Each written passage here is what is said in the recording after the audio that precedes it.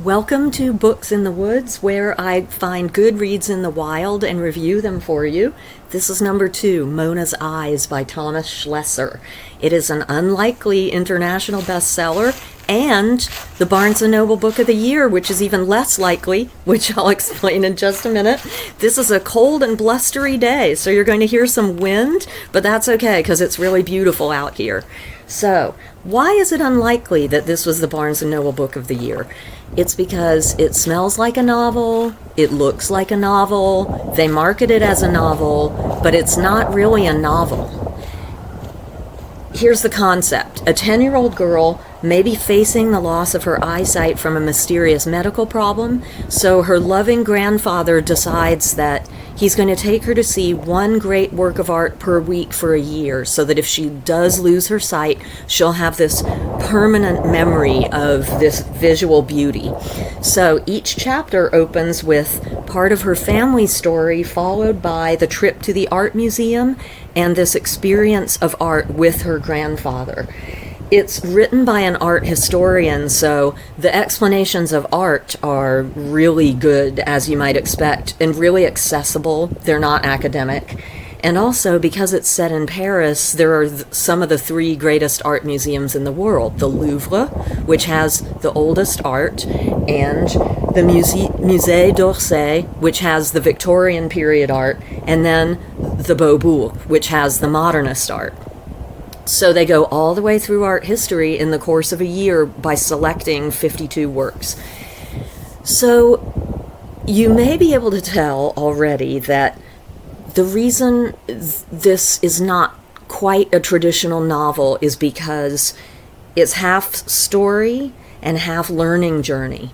And it took me right back to one of my favorite classes in school, which was called The Rise of the Novel, in which we studied older works in order to figure out how the novel began, because it is a newer art form. And novels are basically an exercise in consciousness, where we enter someone else's consciousness, whether that's a character or several characters or the storyteller. But this is not that same kind of story. It is half story, half art history journey. So whether you're going to like it or not depends on your expectations.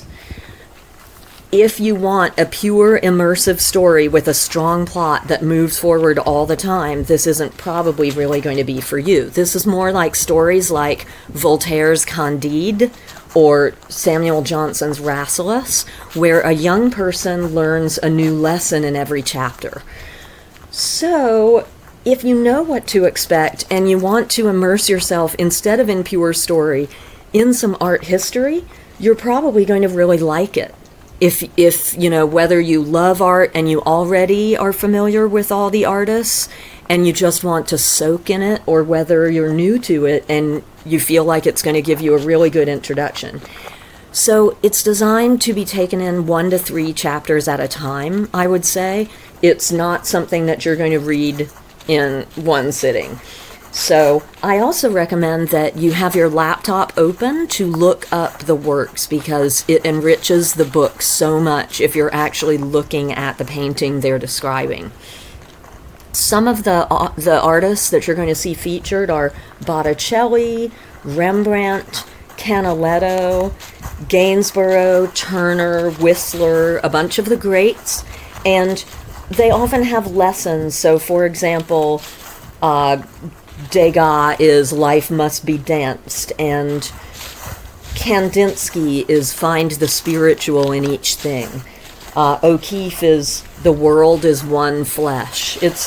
They're pretty good lessons. They're not as trite as they might sound if you don't read the actual description and see how the painting demonstrates it. So overall, I would say this is a really interesting read, and I see why it was very popular with a crowd of people who were interested in learning more about art history and enjoying this kind of gentle, loving story between a grandfather and granddaughter.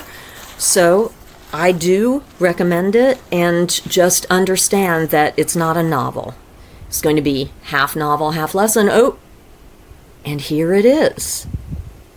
Mona's Eyes by Thomas Schlesser. An interesting read, not a novel.